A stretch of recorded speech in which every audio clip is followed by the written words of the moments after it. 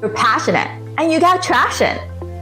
But somehow you pitch for whether you're selling to that enterprise or the next round of investors are leaving people more confused than convinced.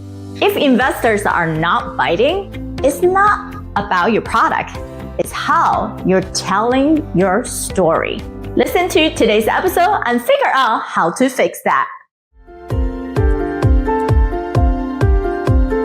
Welcome to Provider's Edge, the podcast that helps healthcare entrepreneurs and innovators break down barriers and control their business, life, and future with valuable action steps. With me, your host, Sabrina Runbeck, a recovered clinician and a business deal catalyst. Let's rewrite the rules and create a positive social impact while increasing your profitability.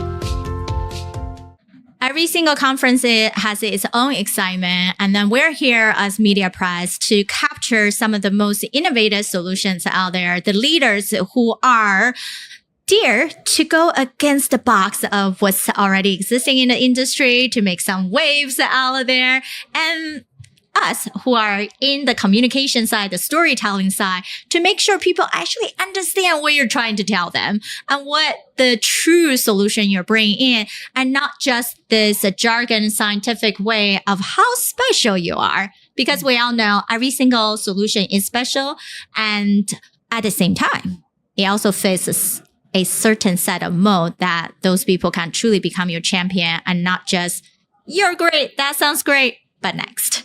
So Heather, please introduce yourself for all the amazing things that you work in the healthcare industry, and how did you land here? It was kind of a lucky, I don't want to say accident, but a series of events that led to it. And I've been in the industry for now more years than I care to admit. So I've seen a lot of iterations. From my personal, I have Ray Communications, which is a communications agency that focuses on startups. I also work with some venture capitalists in their portfolio companies, as well as health systems. And part of that is getting their messaging down, getting their value proposition set for what audience they're speaking with, some media relations, what channels are most effective and will drive the biggest impact for their business goals. Yes, and we all know most time, whether you come from the medicine side or you're coming from the tech side or you are pharma, right? These amazing, brilliant scientists, right? In STEM, they have their own language. However, once you start branching into a business model that's sound, there's a different language that you need to learn. And there's also different bio personas that you need to hook people on, whether they're the type of people who just the big picture, you have to show the big picture, the big vision, buy in before you get into the detail, or all they care about is your ROI. How do we make something that can turn into numbers, right? And versus some people just all over the place. You don't know where you need to capture them. Then you have to give them all the information. So there is a science behind communication. I think that's why marketing is very difficult in some way, right? We spend a lot of time just researching. Are you actually talking to your ideal customer, and not that, oh, I have 3 personas that we're talking to. I'm like, whoa, okay. Do we have all the money and resources and time to publish all 3 different way of how you communicate? How do you address some of the typical challenges that you see when the companies most we deal with are in the C Series A level that really about to grow and scale, right? Yep. And it's no longer, it's the mom and pop, you work out of your garage. We're not in a sense of, hey, you build a foundation of your house. Let's put some walls and ceilings together. Let's put some rooms together, right? Mm-hmm. Like, what are some of the bigger challenges you're seeing in that perspective? Well, as you mentioned, these are brilliant people. They're very focused and dedicated to solving a particular challenge. And they found a new way, an innovative way, something that speaks to them, to solve it. That said, they're also very dialed into that and seeing it from that purview that they eat and breathe this terminology, the inside information. So how do you back up a step and make it so that it's relatable to someone who's not there every day who doesn't have the same point of reference, and then getting to what matters to them, and then having an idea before you go into the conversation, what they're trying to get out of it and what would speak to them. Right. And the what would speak to them is what take the most time. And sometimes I feel like the people who are on the other side, right? The creative side is, wow, there's a lot of ways we can approach this, right? Mm-hmm. But the founder side, then they feel the sense of urgency is like, how come people just don't know how brilliant we are, right? Well, it comes down to how you say things. And I think one of the lessons we learned from Warren Buffett is you have to communicate as a grandma has to understand you. If you don't pass a grandma test, that also means you have to speak in the level that a sixth grader can understand you. And when I hear from people, oh, even we speak with our peer scientists, it takes at least half hour for them to get it. Oh my God, how many half hour do you have in your life to just get buy-in, right? We needed to speed up that faster. Yeah. So that means the initial hook need to have the right information to even get people excited enough. So from your experience and from an investor side, what do you think are some of the key areas that they're looking for to hear in the beginning to say, I'm interested enough to even go for the next level? From an investor standpoint, obviously they're interested in, are they going to get a return from this? So yes, we're in healthcare. Everyone wants to help people, and bring innovations to market that will help do that. But they're also making sure that they're going to get a return. So what is the business model? What is the founding team's experience? How do they address challenges? Not only is this innovative, but can it scale? Will it deliver as promised? Are there big red flags that they're not seeing? One thing I see is companies, they don't want to speak about what the challenges could be, but from an investor wants to know that, because if for no other reason, to know that the company is aware of the challenges that they're going to face, who the competitors are and why they're different. Right. You even mentioned this, which I think is really true, is when you say you don't have a competitor, that means you have not done enough market research. If I already can think at least 2 or 3 solutions that's similar to what you're trying to deliver, you don't know who your up goes against. And the same thing as when you are speaking about long-term value give, right? Instead of the short-term, I can look at your past 6 months, a year traction, right? Yes, that's great. You get somewhere. But we also wanted to see how sustainable this company can be. And that sustainability for us comes to 3 ways. Did you build enough infrastructure that has space to grow and not just so tight on the end, everyone wearing 3, 4, 5, 7 different hats? There's not really a streamline, right? And then you're just almost like throwing things on the wall and see what sticks. And number 2 is, how healthy are you? Right? Healthy from a perspective, a healthy leader, healthy company, things that actually work. It doesn't seem like have a lot of roadblock, but you also recognize the unhealthy side, not so much like you mentioned, right? At least be aware of that and be honest, authentic, and doesn't feel like you're hiding something. You're transparent about the way that you're doing things. And also, we're selling health. If you're not healthy yourself, then it's hypocritical. Then third is, how much fun do you have? Right? And then how much fun your entire system company have without the piece of fun. Fun is determined by also appreciation, right? About self-motivation indicators. So without that, people are going to leave us. And despite how much amazing driven purpose and alignment they have.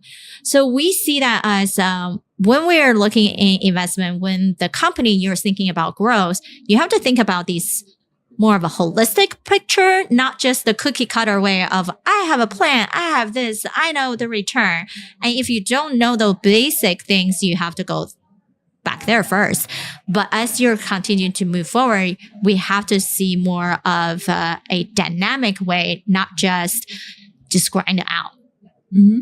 thing we talk about fun is our game show, the HealthTech Showdown, where 4 companies will compete within the same niche. Now, yes, you guys have the Shark Tank, the Box, the Apprentice. We're going to bring all these things together in healthcare. Why is that? Because we're special and we wanted the people that can truly back us up. So we're going to have people like Heather and people who are industry experts, who are judges on the panel, and investors who are actively looking for these portfolio companies. And at the same time, those who are ready for that bigger media exposure, that also means you know your message already. Mm-hmm. You have to be prepared. But we don't just throw you to the wolves. We actually put you through a boot camp to get your messages and fine-tuned and dial enough to get out there. But also, at the end of the day, it's still just a game show. It's a fun. So we wanted to see your personality, how you come out and compete within other people in your niche. Not so much about just you are the best of the best, but we see how you think through things, how you're bringing people together, deciding those elements. And then we all vote for it. So the public vote, the experts vote. And if you're the winner, you get a lot more media press, especially spotlight on you. So we feel that it's not just an introduction nowadays anymore. Right. It's about understanding the whole system, your company, and your personality, the authentic side of who you are as we move things together. Now, Heather, you've been in PR media for so many years. What do you think are some of the ways that founders have been able to really stand out, and what do you would recommend them to do? Show their authentic self, show the personality, show the quirks, have your messaging down to a succinct. Obviously, tell the full story, but keep it down to 30. Have the elevator pitch, the 30-second, 1 minute of what your company does, what the set challenge you solve, and why you're in the business. Let your passion show through, and have a little fun. Yeah. And at the end of the day, when we see the passion that comes through you, the funness that you can bring to the table, and we can demonstrate that you have a very sound plan and you have the right people there to help you, and also able to roll up the sleeves and do the things. Yep. Now, of course, it becomes, oh, you're not a risk. You are actually someone who not just have a dream, you can get to the point of the promised land. And that's how champions are created, business partnerships are created, and then investments are coming into your door because they're willing to open up their wallet for you. Yes. So at the end of the day, is competition is for the need of showcasing. Even what I find funny is, so every year we run an impact award. Mm-hmm. And during the impact award, number one is tell us your solution in a short paragraph, right? And now that's the initial hook. From there, we filter to the next level. Okay, now send us your less than 3 minutes of pitch video and give us an explanation of A, B, C, D, E of your company, because we see a healthiness of a company has 3 different domains: the physical part, right? The tech, the intellectual side of things, the legal compliance, the operational efficiency, and then the financial stability. Yes. But what else? We need the emotional side of the company, which is the messaging, the market challenges, go-to-market solution, the sales process, the entire customer journey, so they can keep coming back to you. And then also business partnership. Then lastly, what most people don't see enough, even investors, I think they know it's important, but don't know how to assess, is human capital. Who are the leaders? Do you know how to support each other, not just during like good time, but actually when things are not going well, right? The stressful situation. Yes. And one thing I'll add to that is I've heard some executive teams that someone will say the two co-founders are complete opposites, like it's a bad thing. And actually, as long as they know how to, if they respect each other and work through it, that's actually a good thing, because you need the one person who's going to out there that's like, let's shoot for the moon, and yes, we can do everything. That's a lot more aspirational. And then someone who's on the other side that's like, well, they're a little more pragmatic. To me, what I've seen those two personalities come together in a very like nurturing, respectful way, those are the companies that seem to do the best. Yeah, we definitely see as individuals that they don't have to fit any mold. We just needed to understand what is the best practice for them, right? How they communicate with their body, with their feature, with their tonality. Are they more big picture or they're more specific? Are they great at being a champion versus a maverick? Yeah. And what are the psychological tendencies they have to support them to be a peak performance leader versus sabotaging that? So one of the things we like to call it is we do a book of you, book of Heather, book of Sabrina. Is on a 4D dimension of not just psychological profiling, but how do we leverage our preference, our communication, and what are the blind spots? So then everybody else can support you the way that you naturally are. And therefore, there doesn't have to be opposite attract or complement. They do. It just that when it doesn't work well, then you blame on that. And when it works well, and when people are too similar, sometimes you also headband. And therefore, the more that we can understand our downside, right, the stressful side, then it's easier for us to work through anything. And it's also from both advisors and investors coming in who wanted to support a company, then they don't seem like they're taking over, which is a fear from a lot of companies taking on investment. They don't want it to feel like the identity is being lost. Right. As we're wrapping up in the idea of, hey, getting on game show, getting yourself out there, speaking about this, what would be the some of the final recommendation you have for people who are considering getting themselves in front of camera, speaking, right? Some of the perhaps the fear or things that are going around with it. Do a dry run, practice.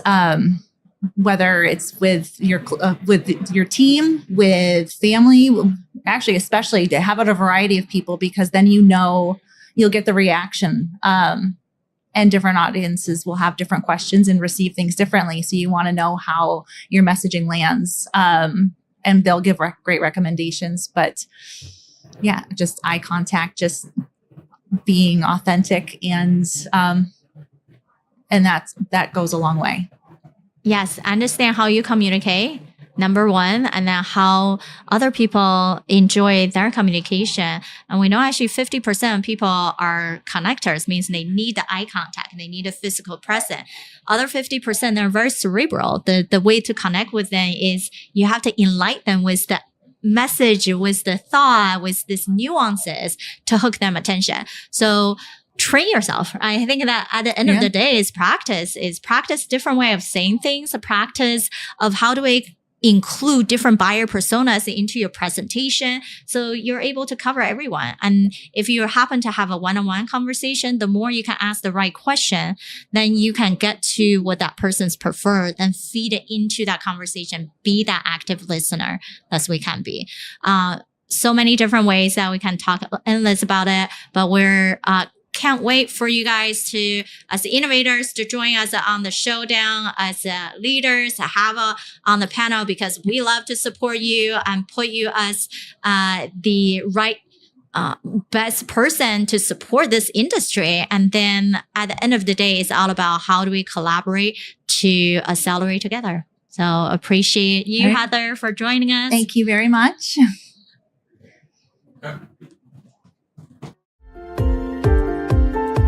Thank you for tuning in to Provider's Edge podcast. We hope you enjoy our latest episode and found the insights and tips helpful. We'd love to hear your feedback on the show and learn what topics you'd like us to cover in the future. So please take a moment to leave us a review on your favorite podcast platform and let us know what you think. Your feedback is essential to help us improve the show and provide you with the content you need to take your healthcare business to the next level. Thank you for your support, and we look forward to hearing from you soon.